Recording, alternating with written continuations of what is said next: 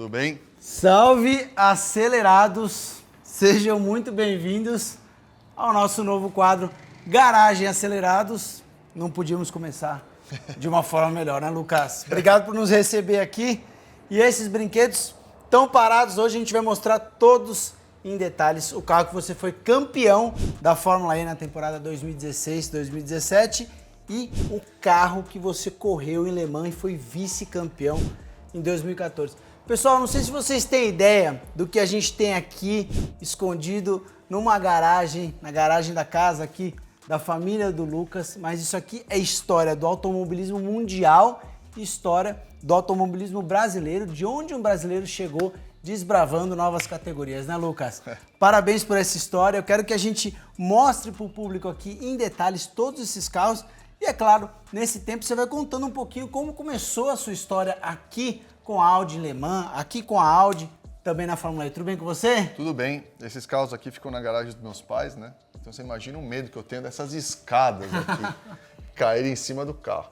É uma garagem mesmo, galera. Aqui é tudo, a gente deixou desse jeito para mostrar como eles ficam guardadinhos com muito cuidado. Negócio de piscina, as coisas. Enfim. Vamos lá, esse aqui é um Audi. Esse aqui são os dois Audis, né? O Audi de Le Mans e do WEC, da temporada 2014, que foi a primeira temporada que eu fiz inteira como piloto oficial, e o carro número 1 foi o carro que tinha sido campeão no ano anterior. Com o Christensen, foi o último ano do Christensen na prova. Então o Christensen é o maior vencedor de Le Mans, são 7 títulos. O Christensen é o Messi do Endurance. Endurance mundial. Ele ganhou 9 vezes Le Mans, o segundo que mais ganhou acho que foi 4 ou 5. Assim. Então eu tive o prazer de fazer minha segunda Le Mans com o Christensen, fazer o ano inteiro com ele. Ele se aposentou no final desse ano e esse carro em si foi o carro que a gente chegou em segundo em Le Mans. A gente liderou grande parte da corrida e a umas 3 horas do fim quebrou o turbo. A gente trocou o turbo e mesmo assim chegou em segundo. Quantas horas, quanto tempo vocês ficaram parados para trocar esse turbo? Você Acho que lembra? foram 16 minutos. 16 minutos. A gente estava com uma liderança de 5, 6 minutos. A gente ia ganhar tranquilo aquele ano. E 16 minutos para trocar uma turbina é muito rápido. Muito rápido. Quem gosta de mexer no carro sabe como é que Esse carro inteiro modular ele é feito para isso, mas mesmo assim, trocar uma turbina tão rápido foi... Enfim, a gente... Cara, e que carro bonito, que máquina, que obra de engenharia, né? Essa ainda era a época dos LMP1, você tinha LMP1, LMP2, hoje você tem os Hypercars, né? Isso. O Hypercar hoje, ele não é tão sofisticado quanto um LMP1, não, certo? O Hypercar, ele é uns 10 segundos mais lento. Mais lento. Por volta, pelo menos, e tem uns 400 cavalos a menos. Esse carro passava dos 1.000 cavalos. 1.000 cavalos. E como é que é o powertrain dele? Então, ele é um turbo diesel traseiro, um V6, e um híbrido no eixo dianteiro. Foi a terceira geração de híbrido. E esse carro aqui foi o último carro da Audi a ganhar Le Mans. Esse carro, né? Ganhou o nosso companheiro de equipe, que estava em segundo na prova na época. Quando quebrou o nosso turbo, eles ganharam. Foi o último ano que ganhou o carro da Audi, e os carros que ganham vão para o Museu da Audi na Alemanha.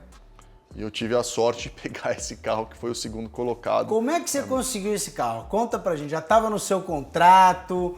Foi ali uma conversa com a Audi? Conta esse bastidor. Eu sempre tive, né, a vontade de ter meus carros que eu participei de fases da minha carreira, né? Então, assim, eu tenho o meu Fórmula 1 da Virgin, também está aqui no Brasil. Eu tenho o LMP1, que foi o Endurance, que foi a segunda parte da minha carreira, e o Fórmula E, que foi o carro que eu fui campeão mundial. Então, eu sempre sonhei em ter isso. Então, quando eu tive a oportunidade da Audi, lá durante o meu contrato com a Audi, eu fiquei na Audi quase 10 anos, eu conversei com o chefe na época e falei, pô, tenho muita vontade de ter um LMP1. Só que esses carros, os pilotos normalmente não têm esses carros, né? Os pilotos, ou a Audi empresta, não é algo... Ou vai pro museu. Ou vai pro museu. E acabei comprando esse carro e guardei ele na Alemanha há uns anos, e agora eu trouxe para cá, que eu vou montar como se fosse um museu da minha carreira. Que bacana. Agora muita gente deve estar olhando aqui perguntando assim, vamos ligar, vamos botar na volta rápida, vamos acelerar no Velocitar e tal. Não tem motor, né, Lucas? Mas explica pro pessoal por que esses carros não têm motor. Nem dá, mesmo se tivesse o motor, não dá, é algo muito específico. esses carros, principalmente os carros modernos com híbrido e os elétricos, esse carro aqui precisa de uns 6, 8 engenheiros para você conseguir ligar o carro. Você precisa elevar o sistema híbrido na temperatura correta, o motor, o sistema de refrigeração. É como um Fórmula 1, que a gente Exato. vê. Você nunca vê um Fórmula 1 ligado sem uma equipe de 6, 8 pessoas não dá, em volta, porque né? Mesmo em exibições. É muito complexo, mesmo em exibição, é muito complexo ligar. Então, assim, é bem mais complicado trazer o carro com motor para o Brasil. Porque que aí a carga de impostos... se enquadra como veículo, tem uma série de complicações. Isso aqui, para mim, não é um carro, né? Isso aqui são meus troféus. Eu nunca nem pretendo andar com eles na pista, para ficar guardado com a minha própria memória do que eu consegui chegar, do que eu consegui fazer na minha carreira e várias memórias de corrida, né? Desse carro, desse aqui em específico também, com a Fórmula E, o primeiro carro da geração 1, o carro que eu fui campeão, o carro que eu tive... esse é o carro que eu cruzei a linha de chegada lá no Canadá, ganhando o campeonato. Então, assim, são memórias que valem mais do que qualquer outra coisa. Imagino toda vez que você olha para eles, vem um pouquinho dessas sensações, né? Cada vez que eu paro e tenho a oportunidade de sentar, de ficar olhando aqui e tal, eu já coloquei meu filho dentro do carro. Legal, isso até me arrepia, né? Isso deve ser mágico demais. E as memórias são muito boas e é isso que vale, né, depois. Com certeza, é isso que fica. Agora me fala uma coisa, essa época do Endurance era uma época de Fórmula 1 do Endurance, digamos assim, onde as equipes, as montadoras gastavam budgets surreais, né? O budget nessa época era algo na faixa de, sei lá, 150, 200 milhões de euros para fazer esses carros. E hoje em dia o Hypercar é uns 40, é bem menos. Mudou a filosofia do esporte, né? Esses carros, assim, não tinha limite de desenvolvimento. Tanto é que a gente viu a Porsche quando tirou todos os restritores do 919, ele virou tempo de Fórmula 1 Esse carro foi contemporâneo ao 919. Lógico que todo ano a gente evoluía o carro. O último ano foi em 2016. Olha, galera, depois vocês vão ver isso aqui, ainda não vou nem encostar muito, mas a tecnologia desse farol, tudo de carbono aqui. Também está escrito laser. Sim. Esse farol foi o primeiro farol da Audi que eles desenvolveram a laser. Eles conseguiam fazer, na verdade, assim, em Le Mans, um grande problema de Le Mans era você conseguir enxergar à noite de uma maneira que você conseguisse tirar a performance do carro. Então esse foi o primeiro farol a laser que você conseguia enquadrar exatamente a pista em até 1 quilômetro para frente. 1 quilômetro? E sem atrapalhar os outros carros, porque tem um limite, obviamente, de você não conseguir, porque se você coloca aquela luz assim, totalmente livre, obviamente quem está no retrovisor não consegue nem dirigir. Então tem um limite. Então eles fizeram esse farol a laser e várias tecnologias. O farol ele acompanhava a curva, sabia o percurso de Le Mans, então quando você entrar na curva ele já mostrava o apex. Ele era um farol direcional. Já direcional. E esse carro é feito para durar, né, as 24 horas. Então é outro tipo de tecnologia comparado com um carro de fórmula. E é feito para aguentar porrada também, né, Lucas? Ele é um carro que bem tem que ser muito robusto, Ele né? é bem robusto, muito mais robusto do que um carro de fórmula, né? Muito mais robusto, também carbono aqui atrás. Agora vem cá, abre aqui pra gente mostrar esse cockpit. Me conta aqui o que você tava falando. Isso aqui é o meu banco. Esse volante do lado, esse é o teu banco mesmo que você corria? Esse aqui é o... Cara, que apertado esse cockpit. Para você entrar, obviamente, no carro, você, né, tinha que sair um piloto, entra outro, e isso é uma coisa que a gente fazia direto, né? Você entra aqui, coloca a perna, até o Mike. Coloca a perna aqui, a primeira perna, que é para você conseguir entrar. Você tem que entrar nesse carro sem tirar o acelerador, né? Sem tirar o volante. Sem tirar o volante e sem apertar o acelerador. Então você coloca essa primeira perna aqui, a segunda passa assim, e você entra no carro. Com o volante. Aqui, dessa posição. Aqui você tem todo o painel, né? Aqui você conecta com aqui o drinks bottle do capacete. Você tinha esse mini ar-condicionado aqui, que é o único sistema de refrigeração que você podia ter. Esse aqui é o espelho retrovisor, que é a câmera. Tá, porque você câmera... tem os laterais e esse mas o o lateral você praticamente nem usava. Você usava o central, ele fica aqui em cima, e era onde é a câmera. E aqui, obviamente, tem o volante com as marchas, embreagem Agora, e tal. segura essa GoPro aqui da tua visão, na altura da tua visão. É, aqui. Assim. Esse para-brisa é muito estreito, a tua visibilidade era realmente muito pequena. Mas é uma coisa que se acostuma. O grande problema é quando chovia à noite, né? Entendi. Daí com farol à noite, com chuva, com spray, era mais complicado. Mas fazia parte. Aqui, obviamente, você consegue ver aqui o sistema híbrido desse lado. Aqui era toda a parte híbrida. Os sistemas de ligar e desligar, da parte híbrida, o motor. Tudo de carbono, pessoal. Aqui a portinhola aqui de carbono. Esse Isso é carro um pesa... monocoque de carbono como um Fórmula 1, né? Exato. É um carro que ele pesa igual um Fórmula 1 atual. 700 e poucos, 800 quilos? É.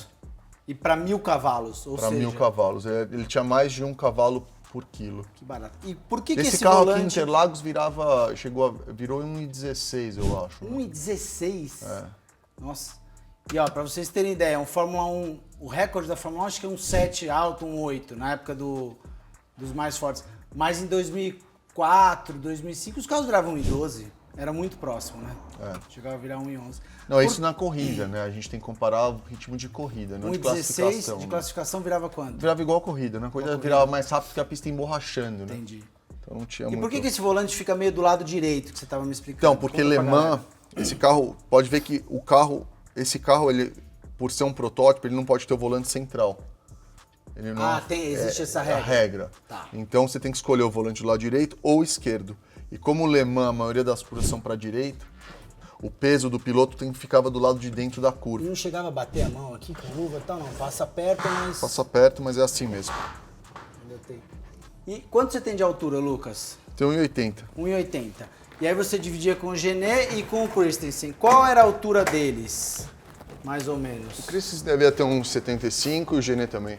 Também. pouco Então não menor. era tanto a diferença de... Não, então, e daí pro banco você colocava na... Cada um colocava o seu banco. Não, o maior piloto fazia o insert, que é o banco principal, Tá?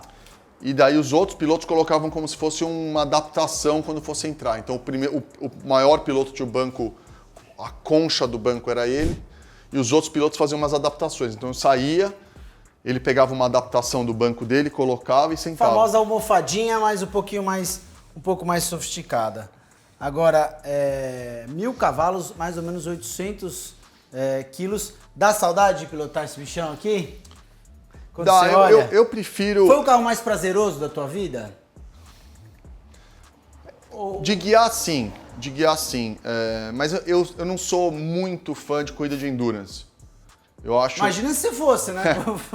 Fez essa história toda. Não, assim, eu gosto, obviamente, algo que eu fiz durante 4 anos da minha vida, 5 anos da minha vida, o Endurance.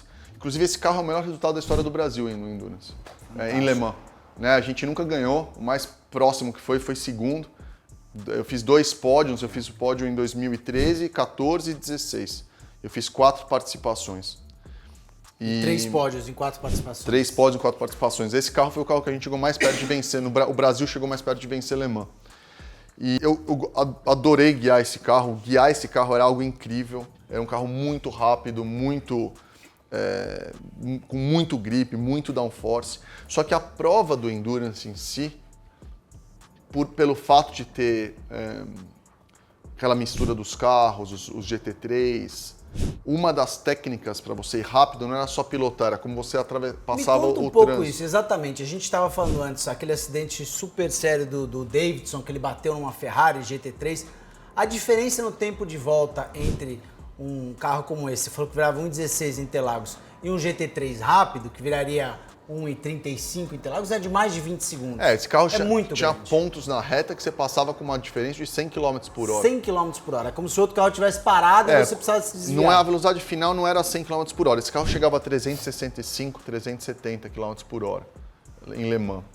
E os GT3 chegavam a 300 e pouco. Só que ele acelera muito mais rápido. Entendi. Então tinha alguns pontos da pista que a gente estava 270, 280 e o carro estava 170, 180. E 100 por hora... em Le Mans tem a categoria LMP2 e GT AM na época, que você pode ter amador no carro. Sim. Não precisa 100% No profissional. LMP2 também, né? No LMP2 precisa ter um Esse é Silver. meu sonho de consumo. E isso atrapalha muito e gera um determinado risco. Se o cara não sabe como se comportar, quando você passa 100 por Sil hora... é o piloto silver e bronze, tem o ouro e o platino, se eu não me engano, né? Você era um platino, e aí tem o ouro e o amador é o prata e o bronze, Isso, né? e dependendo para corrida de LMP2 e de GT AM, você precisa ter uma combinação de ouro e bronze, ouro e platino. Ou seja, para quem não é tão familiarizado, num carro como esse, que era o LMP1, obviamente só profissionais, né? Pilotos do gabarito do Lucas, do Christensen, do Genê.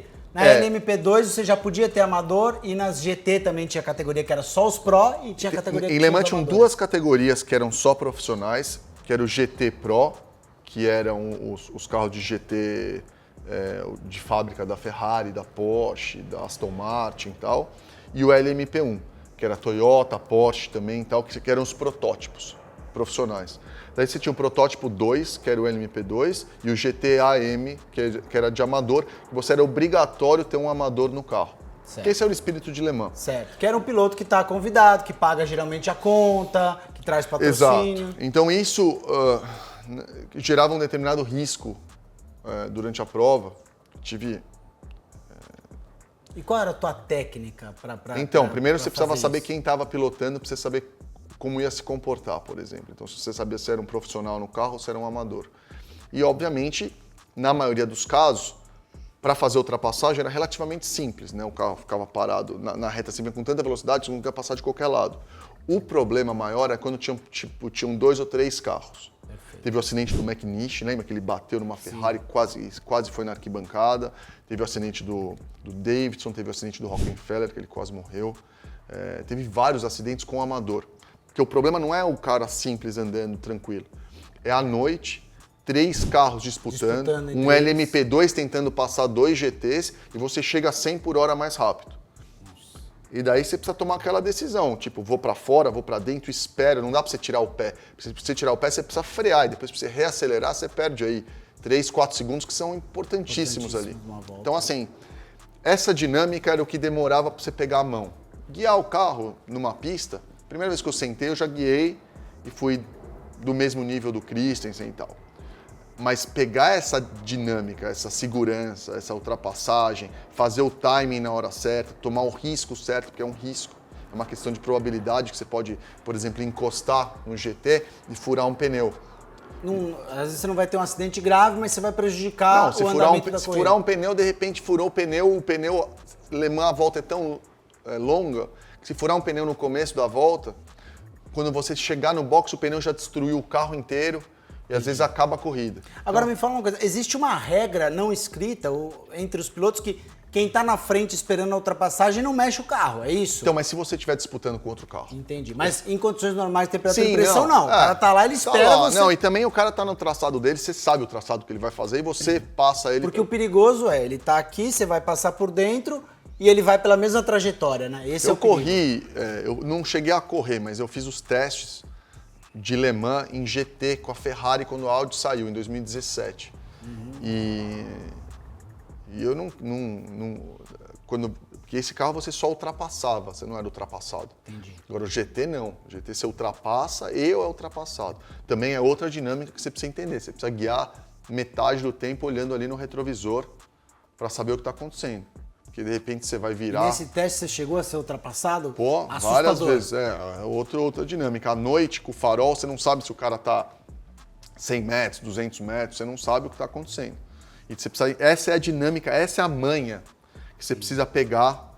Obviamente você precisa dirigir rápido, acertar o carro. No meu mundinho aqui, eu já fiz corrida noturna na Sprint Race. Realmente, quando você vê o farol, você não sabe se o cara está a 50 metros ou a 5 metros de distância, né? É muito difícil guiar. Então, assim, em geral, me diverti muito pilotando esse carro.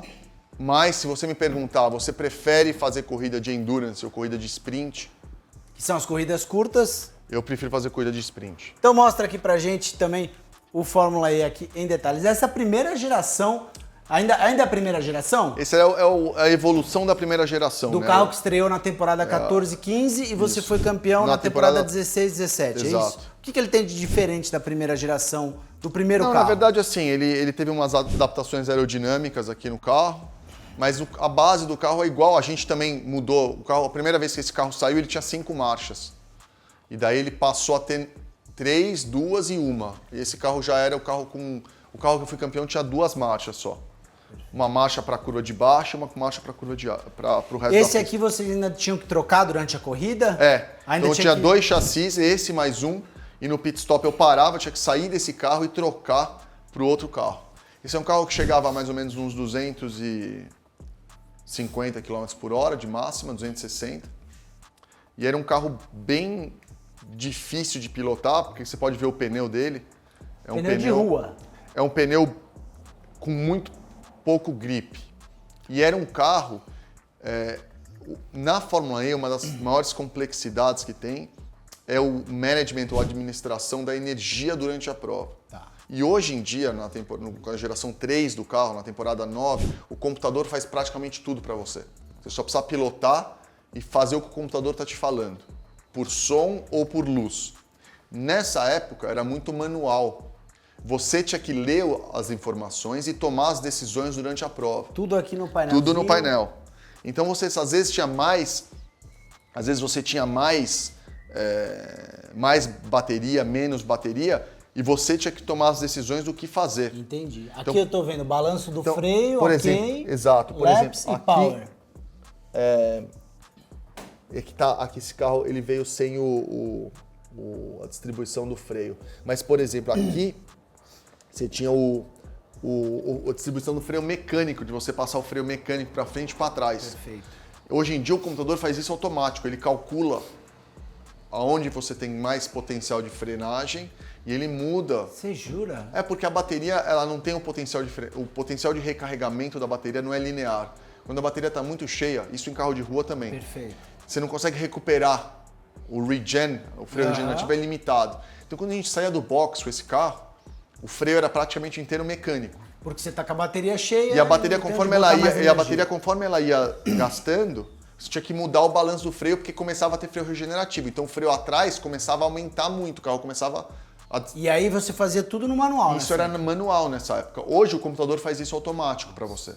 Então a cabeça ali fritava mesmo. Exato. Esse carro era super complexo de pilotar pelo fato de ele ser muito manual. Hoje em dia o computador faz tudo. Nesse aqui, na época, o computador já fazia praticamente tudo. Entendi. É só que era E aqui nessa época que tem o que você regulava aqui nesse laps? Você tinha a potência do motor, a energia, o sistema de freio, o sistema de freio regenerativo, o fan boost, a distribuição do freio, marcha.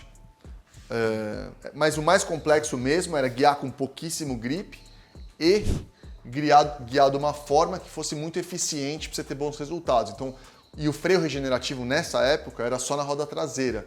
Então, quanto mais você freasse com a roda traseira, mais energia você ia recuperar. Aqui o freio mecânico. Hoje você tem disco no atrás. Hoje, na geração 3, não tem mais nem disco.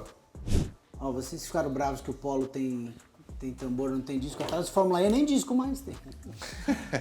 Porque hoje você freia muito mais na regeneração do motor. Ele tem disco na frente no Fórmula E atual, né? Mas é um disco menor do que esse, né? É menor que esse. Esse é um disco de carbono já, mas a gente usava bastante. Esse aqui é carbono. Só que na corrida, essa era a dificuldade. Na corrida, quanto mais você usar o freio dianteiro, mais você está desperdiçando energia. Então você tinha que usar o freio traseiro. Só que quanto mais você freava com o freio traseiro, mais era como se você estivesse freando o carro só com freio de mão. Então imagina que você vai fazer uma volta rápida e você só pode usar o freio de mão. É mais complicado, é diferente a tocada. Porque você vai frear muito mais cedo. Claro. E o carro vai ter outro comportamento. Acontecia a mesma coisa, só que quanto mais freio você usava atrás, mais energia você recuperava. Só que daí você perdia tempo no balanço do carro. O carro saia muito de traseira e tal. Então era uma combinação, quanto você recuperava de energia naquela curva e quanto você freava com o freio dianteiro para desperdiçar energia, mas frear mais dentro. E esse balanço era muito difícil de você saber. Tinha curva que era melhor frear com o freio dianteiro, mas tinha curva, por exemplo, de alta, que você só precisava daquele toquinho no freio, que era melhor só recuperar a energia no... E aí você diz, melhor frear com o dianteiro e o traseiro, você vai mexendo na regulagem, não tinha um pedal para cada freio. Então, por exemplo, a gente fazia isso aqui, no volante tinha essa alavanca aqui, que era só o freio regenerativo traseiro. Então você podia, durante a prova, inclusive, mudar. Se o comportamento de um carro, por exemplo, saía muito de frente numa curva, você podia só frear com o freio traseiro e acertar o balanço do carro só nessa alavanca. Tinha uma era realmente...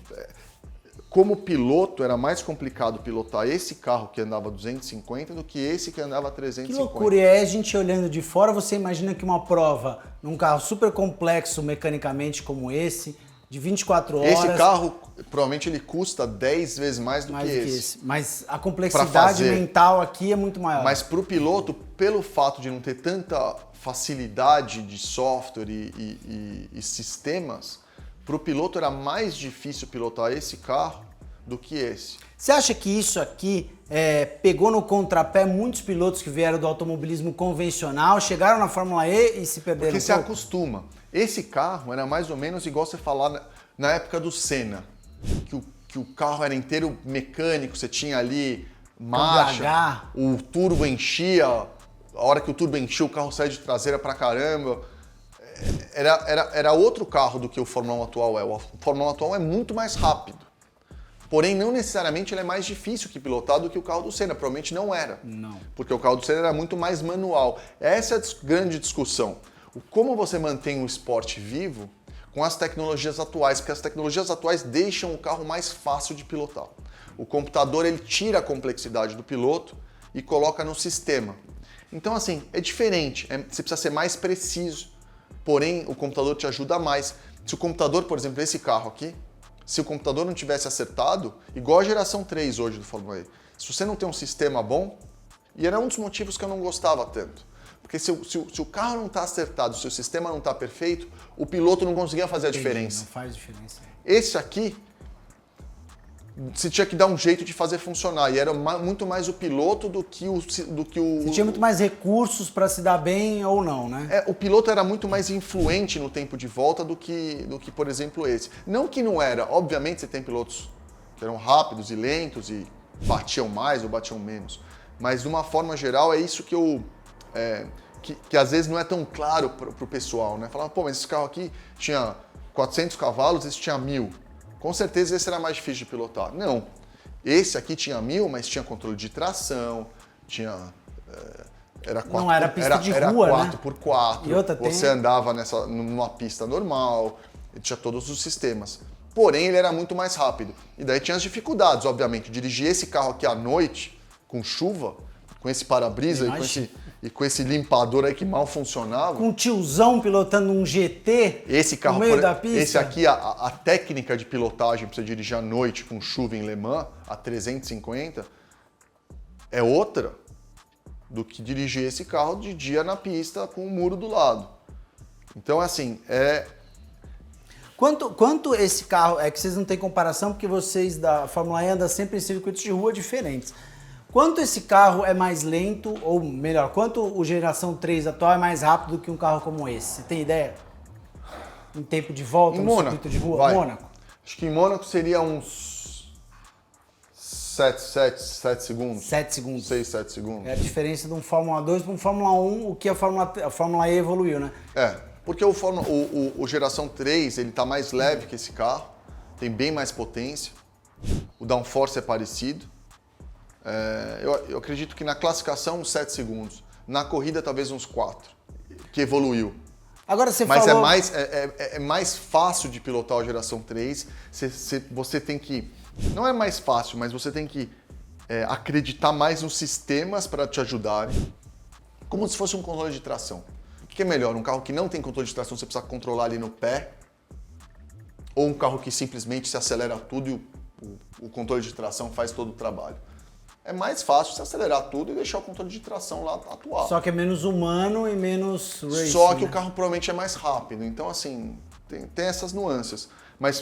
E esses carros são completamente diferentes no propósito. Por exemplo, o volante desse carro, a quantidade de esterço que a roda dianteira é limitada a fazer, era exatamente para fazer a volta em Le Mans.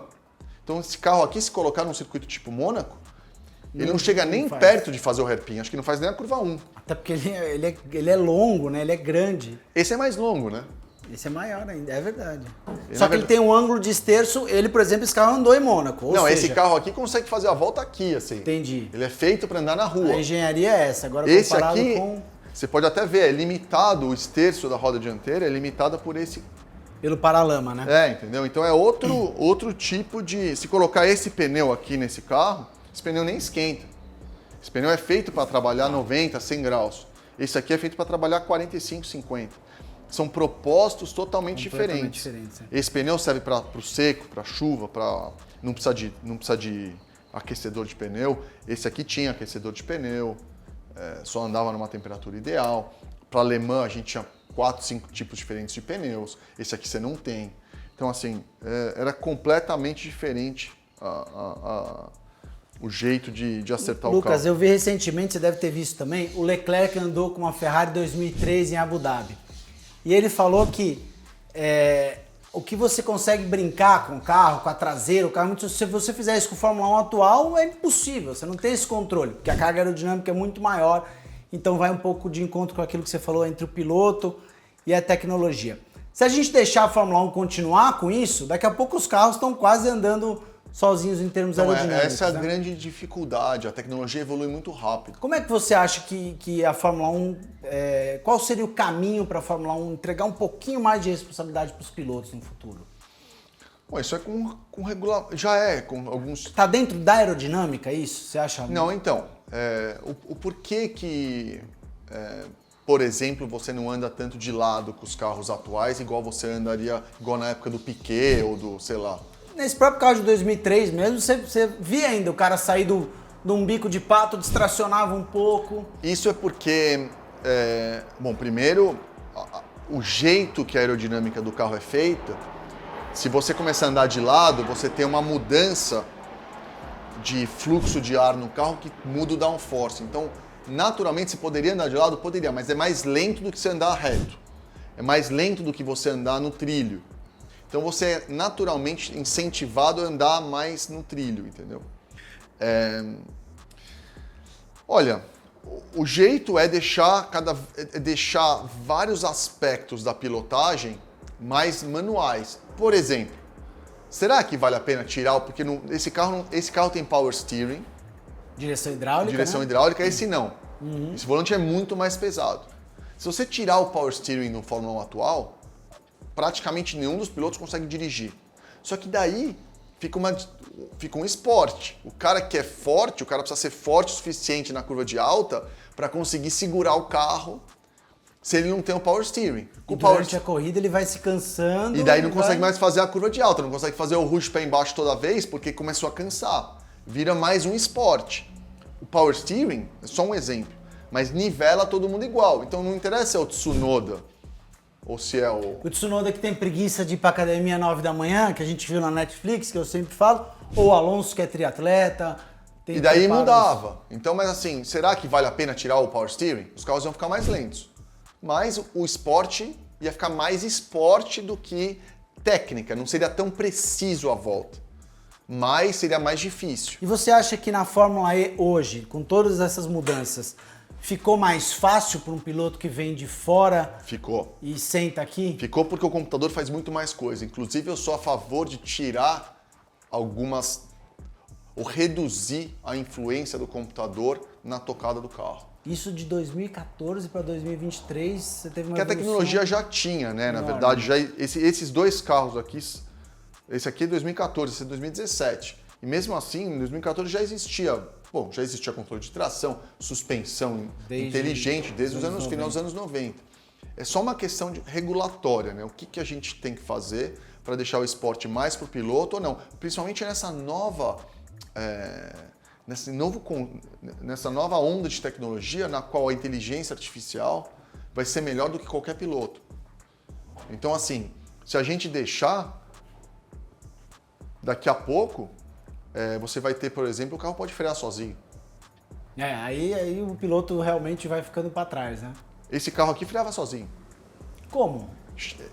Não Explica um pouquinho melhor isso. Não 100% sozinho. Obviamente o piloto influenciava, mas, por exemplo, como ele era híbrido, a hora que ele calculava que ele precisava começar a recuperar energia antes de uma frenagem para conseguir acelerar com a energia máxima na saída, para isso ser mais rápido, chegava uma hora que ele sozinho começava a frear, antes da curva.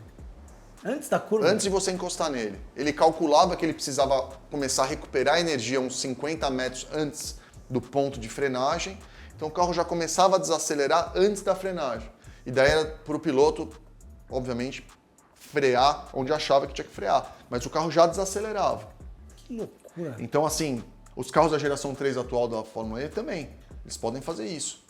E você tá lá pilotando e fala, bom, agora ele decidiu frear um pouquinho antes. Você que programa a 110 metros daquela curva, o carro começa a fazer a recuperação, porque você vai ter mais recuperação de energia, vai conseguir acelerar com os 1000 cavalos durante mais tempo na saída da curva. Ou seja, você não está perdendo tempo com essa frenagem, você está ganhando porque você recupera mais. Você ganha tempo que você acelera com muito mais potência. Porém, é meio esquisito, porque o carro meio que freia sozinho.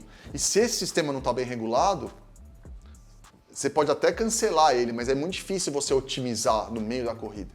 Então, assim, isso é um exemplo, tem 100.